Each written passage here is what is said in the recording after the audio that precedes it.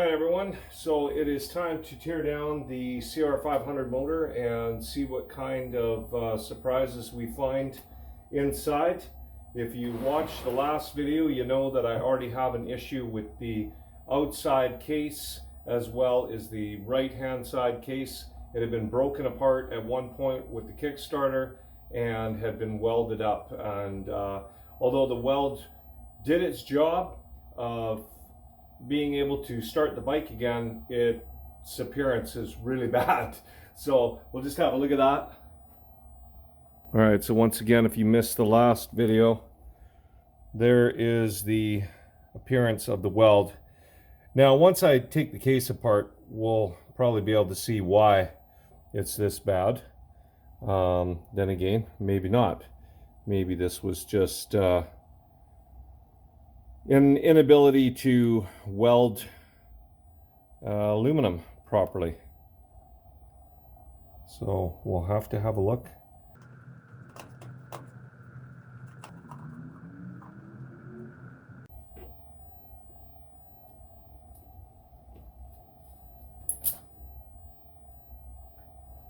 All right, we got a brand spanking new clutch cable on there.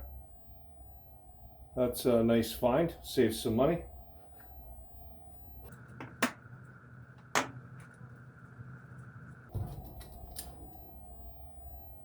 Now, one thing I noticed about this shift lever is it was loose on there, so we may not be able to reuse this. Just have a look at the boot here and make sure we've got no issues. I don't see any cracks.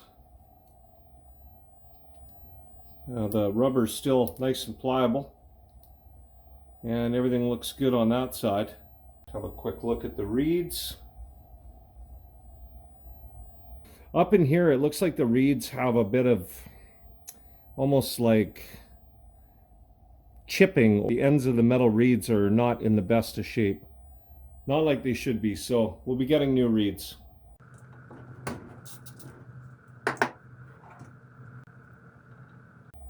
Sprocket's actually in pretty good shape. It won't go back on the bike, but it'll be something that I can keep around. Alright, let's see if an impact will buzz this off. And wow, that was fast. That is the way to do it.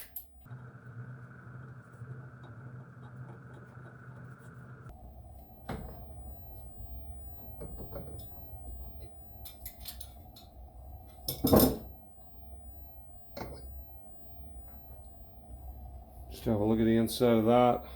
Other than it being very dirty, it looks pretty good. I don't see any issues with that at all.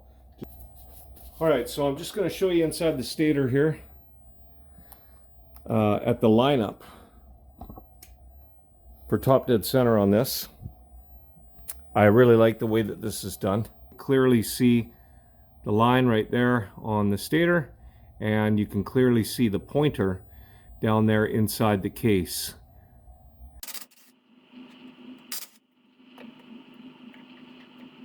Just have a look at the condition of the stator here. I don't see any issues. It hasn't been rubbing on the side of the coil or anything like that.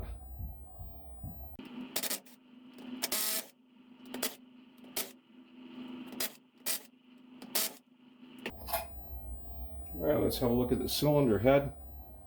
It is in perfect condition. No pitting or anything like that.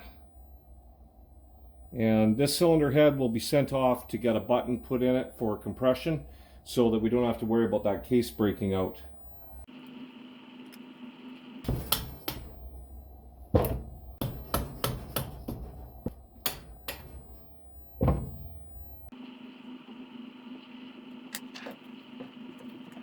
There we go. All right.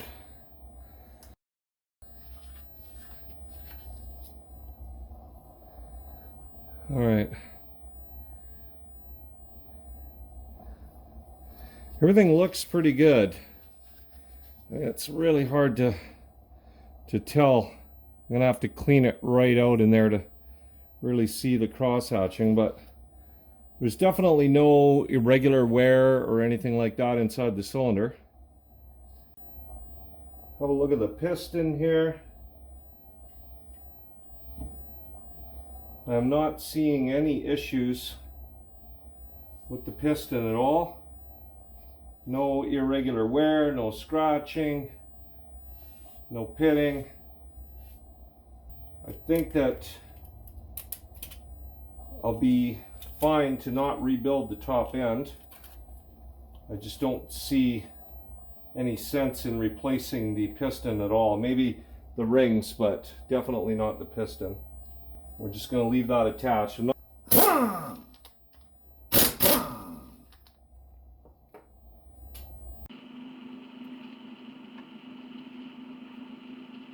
So when I was draining the oil out of the motor, I could hear something moving, and I'm going to show you what I found.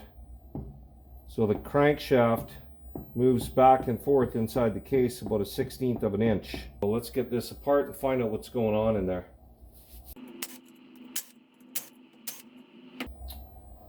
Alright, everything looks good inside the water pump.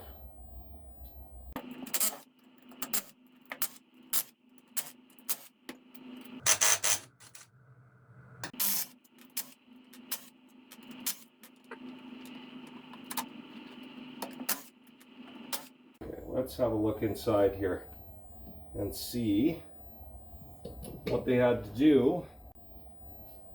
Okay, so they used a double gasket to start with. There's the first one, and there's the second one.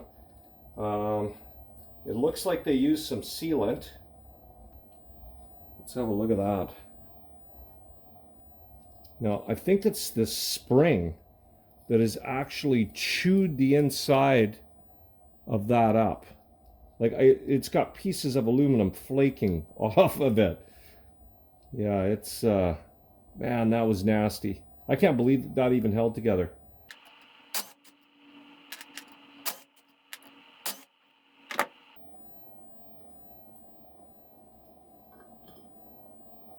Just have a look at the pressure plate. Zero issues there. No cracks or anything. It's in good shape. That is a brand spanking new clutch in that bike. I'll mic it out, but I can tell you right now by the depth of those grooves, that is a brand new clutch. So that is very helpful.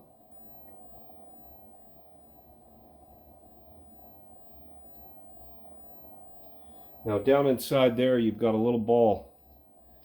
See if I can get it out. Normally I don't take it out, I just leave it in there. Okay, it's not coming out, but right down inside there you got a little ball. You want to make sure you leave that in there.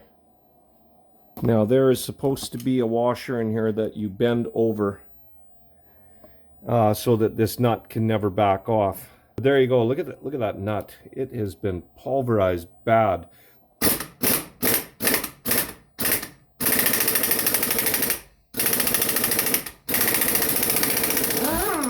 Well, we got it. Thank goodness for impacts. All right, let's have a look at the washer they did use on here. Look at that. It's just a flat washer, which kind of concerns me because I don't believe, I'd have to look at the schematics, but I don't believe that washer is supposed to be there at all. All right, let's see if the inner basket comes off nice and easy. We got our big washer in behind. You got to make sure you don't lose that. And let's see. Oh, look at that. Everything came off nice and easy. We got our inside bearing there. Let's see. So that collar there doesn't always come off that easy.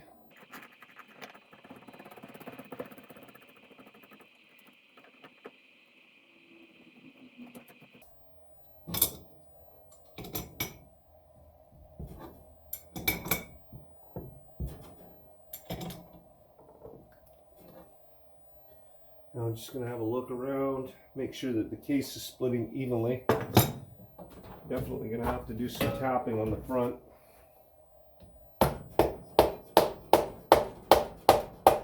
Yeah, it just does not seem to want to come apart here at the front. So I think what I'm going to do is I'm going to put a C-clamp on the back and try and hold that back end together to see if I can get this front end to pop.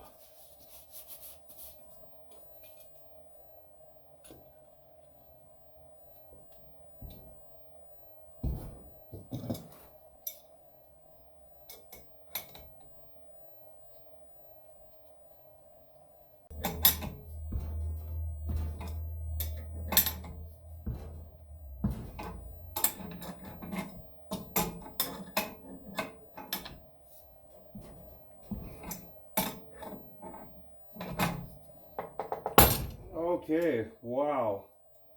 Finally, that case popped. That was kind of ridiculous at how much force that took.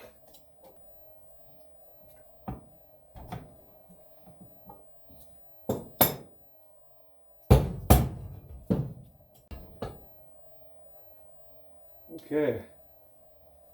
Now we got to be careful here to make sure that we don't have any thrust washer loss. Just having a look in there. We got a bit of case metal right down in there. You can see it. Now I'm just looking at this bearing and have a look at this. That is not good, whatever that is. This is the transmission bearing. Seal is completely shot because that chunk of metal got over in there. Let's just have a look at the transmission here, if I can spin it and have a look at the gear set. Okay, so we got a problem. I can tell you where this is from. This guy right here is actually a tooth off of one of the gears. Yeah, disappointing find. I was really hoping that I wouldn't run into something like that. Let's have a look at that gear right now before I get into it. But there it is. You can see it right there. Missing a tooth. So we're going to try and get all of this out in one. You know what? Let's see if we can get the crank out of here first. Sometimes these cranks come out nice and easy, just like that. Now let's just have a look at the crank. Wonder what kind of rod we got in here. That's something I didn't look at, so let's have a look at it. Let's see what kind of rod we have. That looks like an OEM Honda rod to me. So we'll check all the clearances on this crank and make sure that everything's good. But it feels good. It feels really tight. There's very little play there. Probably the actual amount of play that there's supposed to be. Oh yeah, we got more broken gears, guys. So have a look at that. Those gears right there are toast. Still not even sure about those ones. Gonna have to have a look. Let's see if we can spin this around, see if we got any more damaged gears.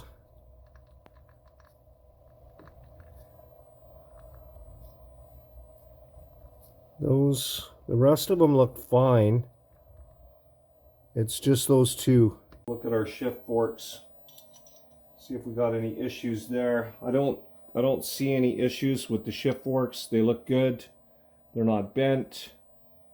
They're not extremely worn, so that is good. That shift fork as well. I don't see any damage. That's good. No excessive wear. There we go. I believe that what has happened with this and why it failed is whoever put this motor back together last time, they missed a washer right here. There's a thrust washer that is supposed to go there. They lost this thrust washer and they didn't realize it. And that's what broke those two gears. Okay, we want to make sure that we don't lose our little holders here. So you got these little holding plates that hold it in place.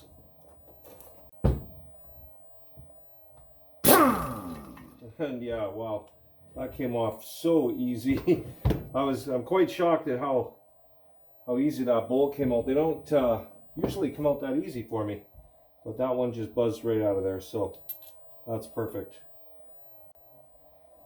All right, so let's just check out the bearing on that shift drum. It's actually not bad. Spins pretty good. Let's check the outboard bearing, and oh wow, the main drive bearing is completely shot. I can feel it. Check the crank bearings. Crank bearings are good. Well, it definitely was time to rebuild this bike. Okay, so this case half, we'll just make sure that we've got everything out. Got our drain bolt. I'll probably pull these studs out. And the rest of the bearings can just stay in there because we're going to get a completely new bearing kit.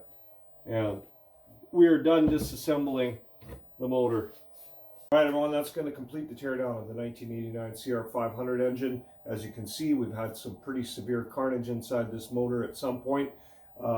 It's going to require a lot of new parts. And in the next video, we'll discuss all of those parts that I'm going to have to replace. So if you're new to the channel, please subscribe, leave some comments, share with your friends, and I'll catch you all next video.